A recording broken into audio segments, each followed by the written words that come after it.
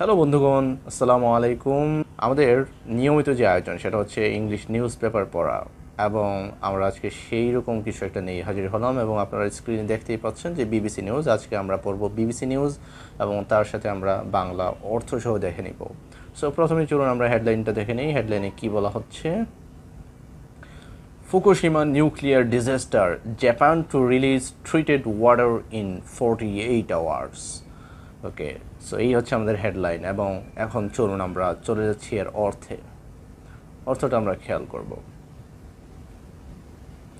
So Fukushima এটা জাপানের একটা জায়গার নাম, আপনারা হয়তো জেনে থাকবেন। ফুকুশিমা নিউক্লিয়ার ডিজাস্টার, নিউক্লিয়ার মানে হচ্ছে পারমাণবিক, নিউক্লিয়ার ডিজাস্টার। ডিজাস্টার শব্দটার অর্থ হচ্ছে বিপর্যয়। ডিজাস্টার মানে বিপর্যয়, এবং কী ধরনের বিপর্যয়? নিউক্লিয়ার ডিজাস্টার, নিউক্লিয়ার বিপর্যয় অর্থাৎ পারমাণবিক বিপর্যয়। সো আমরা সেটা দেখছি এখন। এই পুরো হেডলাইনটা যদি আমরা অ্যানালাইসিস করি, Fukushima nuclear disaster, Japan to release. আচ্ছা, এখানে মনে রাখতে হবে যে পত্রিকার হেডলাইনে যখন বলা হয় যে 2+1, পত্রিকার হেডলাইনে সাধারণত 2+1 দিয়ে ফিউচারের কোনো কাজকে ইন্ডিকেট করা হয়। অর্থাৎ ধরেন যে ভবিষ্যতে কেউ কোনো কাজ করবে সেটা বোঝানোর জন্য পত্রিকাতে 2+1 ব্যবহার করা হয়, শ্যাল বা উইলের পরিবর্তে।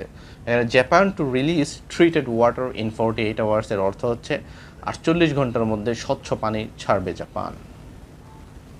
তাহলে পুরো অর্থটা হচ্ছে এরকম যে ফুকুশিমা পারমাণবিক বিপর্যয়, 48 ঘন্টার মধ্যে স্বচ্ছ পানি ছাড়বে জাপান। ওকে, তারপর দেখি কি বলা হচ্ছে যে protesters call for the water release plan to be called off in a rally outside the Japanese PM's residence in Tokyo on Tuesday. Okay, তাহলে এখানে আমরা কোন কোন শব্দের অর্থ না জানতে পারি সেটা হচ্ছে প্রটেস্টার্স মানে হচ্ছে বিক্ষোভকারী। এখানে আপনারা দেখতে পাচ্ছেন প্রটেস্টার্স রয়েছে, এর অর্থ হচ্ছে বিক্ষোভকারী। রিলিজ মানে হচ্ছে অবমুক্ত করা বা ছাড়া, রিলিজ অবমুক্ত করা অথবা ছাড়া। তারপর এখানে রয়েছে কল অফ, এই যে কল্ড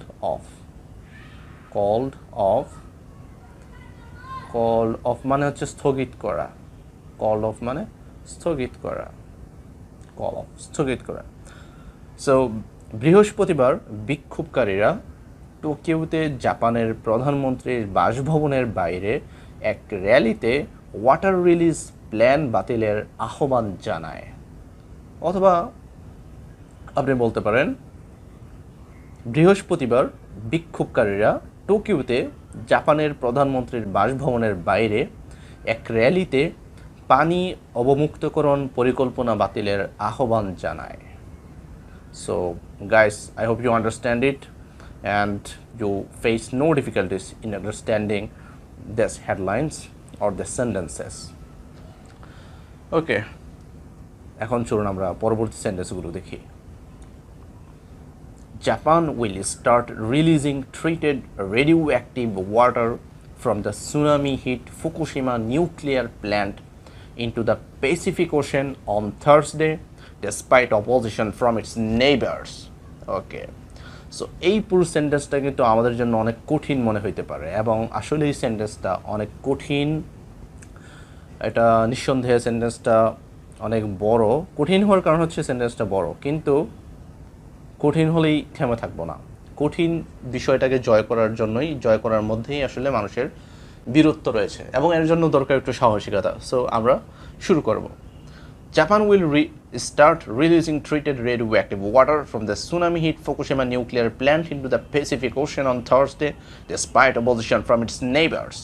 তাহলে এটাকে যদি আমরা ভাঙার পর আমরা কি দেখব? প্রথমে হচ্ছে জাপান উইল স্টার্ট, তাহলে জাপান উইল স্টার্ট। ওকে, আমরা ভাঙলাম, জাপান উইল স্টার্ট, জাপান শুরু করবে।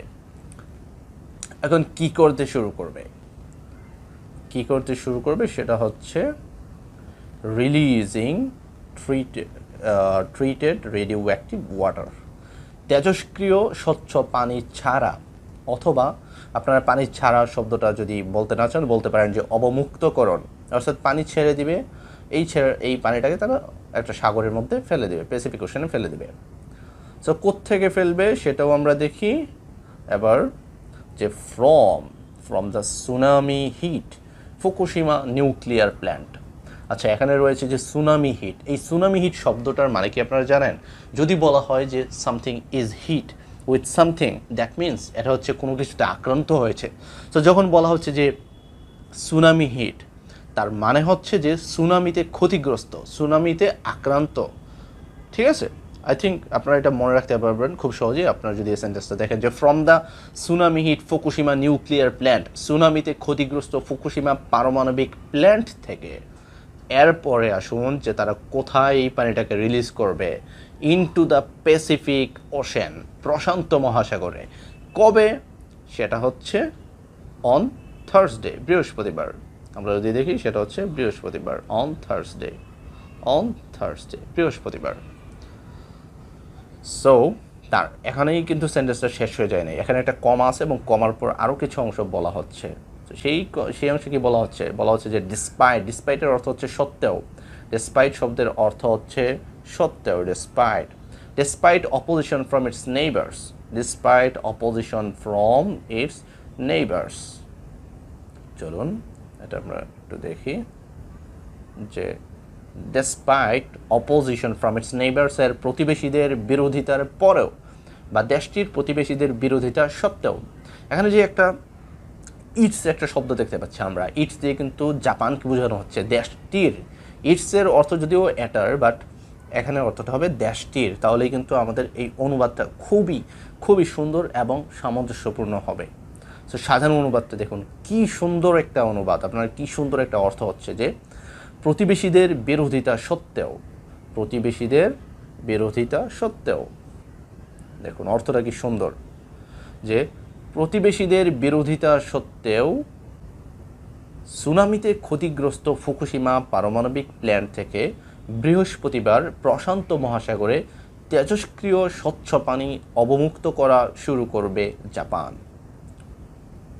ওকে, তারপর আরও কিছু সেন্টেন্স রয়েছে, আমরা দেখি।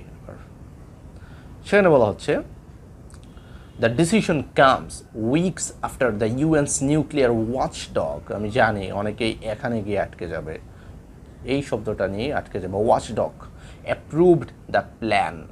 ওকে, সো খুবই সুন্দর চমৎকার একটা sentence. The decision comes weeks after the UN's nuclear watchdog approved the plan.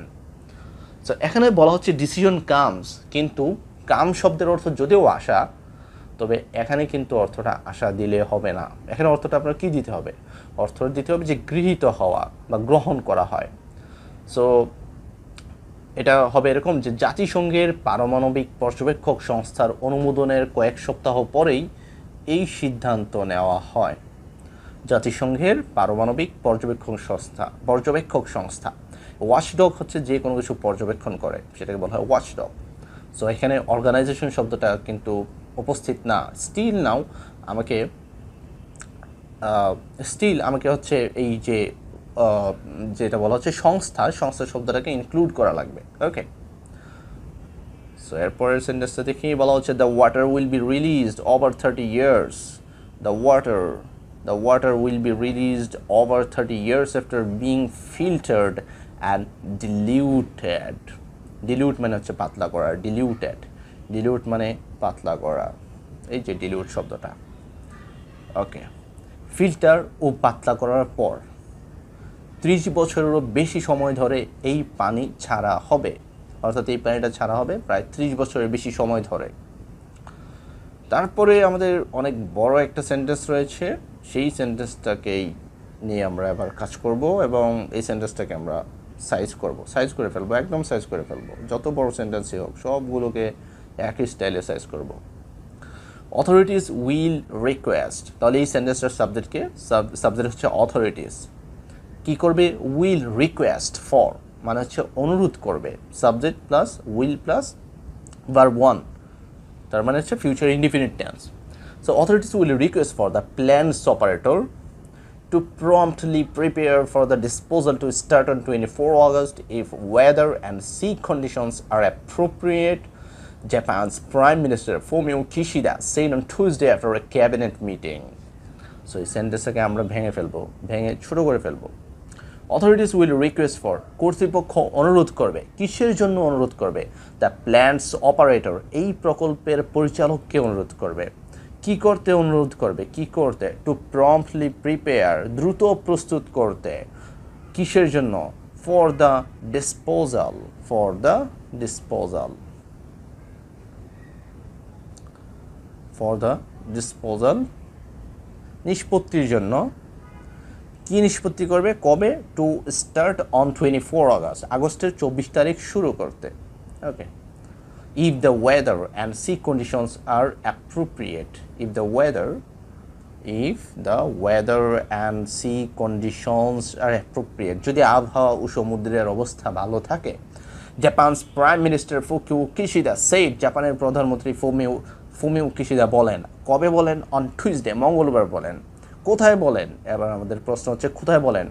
After a cabinet meeting, সচিবালয়ে এক মিটিংয়ের পর। সো তার মানে আমাদের প্রশ্নটা হবে যে কবে বলেন। So after a cabinet meeting, সচিবালয়ে এক মিটিংয়ের পর, অথবা সচিবদের সাথে এক মিটিংয়ের পর, অথবা সচিব পর্যায়ের ব্যক্তিদের সাথে একটা মিটিংয়ের পর। ঠিক আছে? সো আমরা যদি দেখি, এই হচ্ছে আমাদের সেন্টেন্সটার ক্ষুদ্র ক্ষুদ্র, যদি আমরা এটাকে ভেঙে নিই তাহলে অর্থটা এরকম হবে। ওকে, তারপর আরও একটা বড় সেন্টেন্স রয়েছে, দ্য গভর্নমেন্ট হ্যাজ সেড, এই যে আমাদের সেন্টেন্স,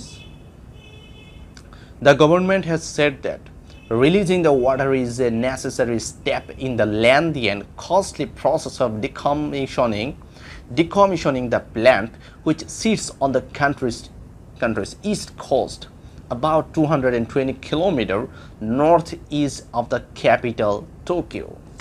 সো এটাকে যদি আমরা ছোট ছোট অংশে ভেঙে ফেলি তাহলে হয়ে যাবে the government has said, present perfect tense, the government has said, সরকার বলছে যে, সরকার বলছে, সরকার কি বলছে? গভর্নমেন্ট হ্যাজ সেড, সরকার বলছে যে that releasing the water is a necessary step, যে পানি অবমুক্ত করা খুব গুরুত্বপূর্ণ পদক্ষেপ। রিলিজিং, রিলিজিং মানে হচ্ছে অবমুক্ত করা, ছেড়ে দেওয়া। In the lengthy and costly process of decommissioning the plant, এই যে প্ল্যান্টটি বন্ধ করার, এই যে ডিকমিশন একটা শব্দ দেখতে পাচ্ছি, এই ডিকমিশন অর্থ হচ্ছে বন্ধ করা। Process of decommissioning the plant, প্ল্যান্টটি বন্ধ করার দীর্ঘ ও ব্যয়বহুল প্রকল্পের ক্ষেত্রে। তারপর which sits on the country's east coast, এখানে সিট অর্থ কিন্তু বসা না, সিট অর্থ হচ্ছে হবে অবস্থিত। তাহলে which sits on the country's east coast, যেটি দেশটির পূর্বাঞ্চলীয় উপকূলে অবস্থিত। আবার 220 kilometre north east of the capital Tokyo, রাজধানী টোকিও থেকে প্রায় 220 কিলোমিটার উত্তর পূর্বে। সো এই পুরো সেন্টেন্সটার যদি সাজানো অনুবাদ দেখি তাহলে অনুবাদটা হবে এরকম যে সরকার বলেছে যে প্ল্যান্টটি বন্ধ করার দীর্ঘ ও ব্যয়বহুল, এই যে হচ্ছে আমাদের অর্থ, যে সরকার বলছে যে প্ল্যান্টটি বন্ধ করার দীর্ঘ ও ব্যয়বহুল প্রক্রিয়া বাস্তবায়নের ক্ষেত্রে পানি অবমুক্ত করা একটি প্রয়োজনীয় পদক্ষেপ, যা দেশটির পূর্বাঞ্চলীয় উপকূলে অবস্থিত এবং রাজধানী টোকিও থেকে উত্তর পূর্বে প্রায় 220 কিলোমিটার দূরে। হ্যাঁ, 220 কিলোমিটার দূরে হবে, এই আর কি। সেখানে দূরে শব্দটা লেখা হয় নাই ভুলবশত, তো আপনারা এটা অর্থ করে নেবেন যে দূরে। ওকে, সো এরপরের সেন্টেন্সটা আমরা দেখি। এরপরে রয়েছে যে Japan has been collecting and storing the contaminated water in tanks for more than a decade, but space is running out. তাহলে Japan has been collecting and storing, এটা কিন্তু একটা present perfect continuous tense. So এর অর্থটা হচ্ছে এক দশকেরও বেশি সময় ধরে জাপান ট্যাঙ্কে দূষিত পানি সংগ্রহ করে জমা করে আসছে, কিন্তু জায়গা ফুরিয়ে যাচ্ছে। কন্টামিনেটেড মানে দূষিত, রানিং আউট মানে হচ্ছে শেষ হয়ে যাওয়া, রান আউট মানে শেষ হয়ে যাওয়া। সো বন্ধুরা, এই ছিল আমাদের আজকের ভিডিও, আজকের ক্লাস। যদি আপনাদের ভালো লেগে থাকে তাহলে ভিডিওটি শেয়ার করার অনুরোধ রইল এবং বন্ধুদেরকে অবশ্যই আমাদের চ্যানেলটি সাবস্ক্রাইব করতে বলবেন, কারণ আপনাদের দোয়া, অনুপ্রেরণা ও ভালোবাসা ও সমর্থনই আমাদেরকে সামনে এগিয়ে যেতে সাহায্য করবে। ধন্যবাদ সবাইকে, আসসালামু আলাইকুম।